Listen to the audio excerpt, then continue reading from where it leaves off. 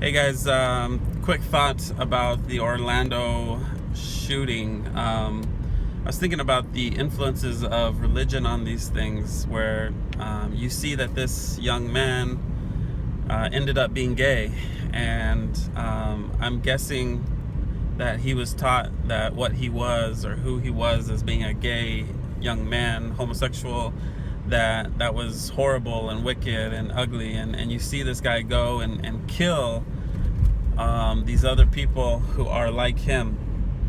And we've seen this before with like the politicians, or you got these conservative Republicans who are anti homosexuals, and then they end up being homosexuals. They get caught having sex at the airport, in the bathroom, or in a hotel with male prostitutes, or it just comes out that they themselves are gay, and so they are so they are so hateful of what they are, who they are.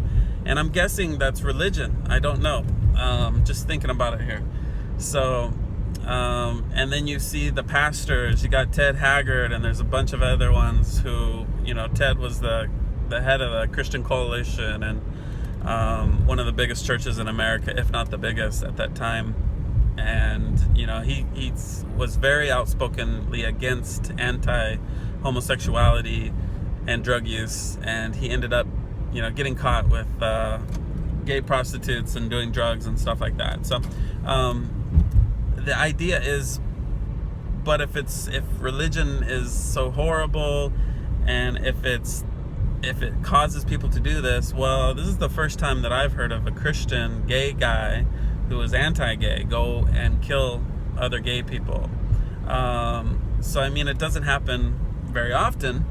You do see the speech, and I'm driving here, so forgive me for not wanting to get in an accident. You do see less extremes more often, but does it actually move them to kill? And so anyways, I think there is a danger in religion. I think that we've got to be aware of that. We got to be honest and look at that. So I believe that there's a lot of people in church that cannot be honest about their sexuality or even their beliefs. I've always said that religion makes us all liars.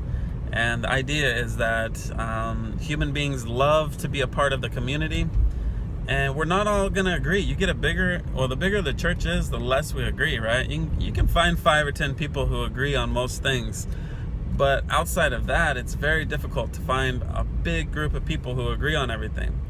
Yet, you get into these big churches, and they all seem to agree on things, right? So, somebody's lying. And I think the reason is we just don't want to mess with that. There's a lot of conservative churches out there with people sitting in the audience who believe in evolution, where their church doesn't. And do they bring it up? Do they ask questions about it? No, because they would not want to be outcasts, and that does happen. So anyways, just thinking about it, it's a horrible, horrible situation. I was wondering what part religion plays into it.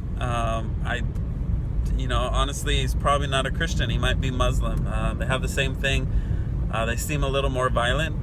I don't know.